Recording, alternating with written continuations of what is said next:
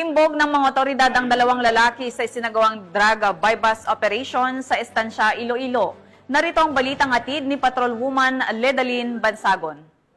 Dalawang lalaki ang naaresto ng mga operatiba sa isang matagumpay na buy-bust operation bandang 6:50 ng umaga nito lamang ika-17 ng Hunyo taong kasalukuyan sa Purok 3, Barangay Calapdan, Estancia, Iloilo. Pinangunahan ng Station Drug Enforcement Team ng Estancia Municipal Police Station sa ilalim ng pamumuno ni Police Captain Kevin T. Amorio, officer in charge ang nasabing operasyon.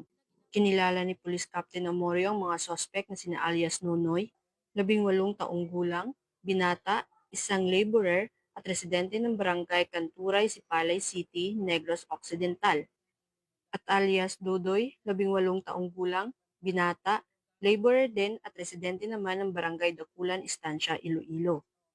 Ayon sa ulat ng Estancia Municipal Police Station, nagsagawa sila ng operasyon laban sa iligal na droga matapos makatanggap ng impormasyon hinggil sa mga aktibidad ng dalawang sospek.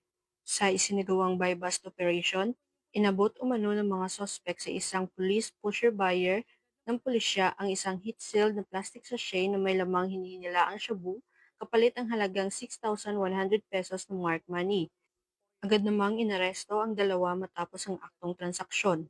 Sa isinagawang pagsusuri at inventory, na-recover pa mula sa pag-iingat ng mga sospek ang 5 karagdagang plastic sachet na hininilaang shabu, isang itim na belt bag at iba pang mga non-drug items.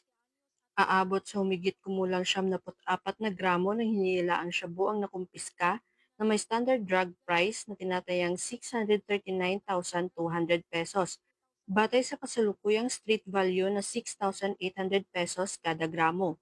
Kasalukuyang nasa kustudiyanan ng Estancia Municipal Police Station ang mga suspetsado habang ang kaso ay patuloy na iniimbestigahan. Tiniyak din ng mga kapulisan na haharap ang mga naaresto sa kasong paglabag sa RA 9165 o ang Comprehensive Dangerous Drugs Act of 2002. Ang pagkakahuli sa mga sospek ay tinuturing na malaking hakbang laban sa patuloy na kampanya kontra iligal na droga sa rehiyon ng Western Visayas. Dahil sa bagong Pilipinas, ang gusto ng pulis, ligtas ka. Mula dito sa Police Regional Office 6, ako ang inyong Police News Network Correspondent, Patrolwoman Ledalyn Bansagon, alagad ng batas, tagataguyod ng Balitang Pulis.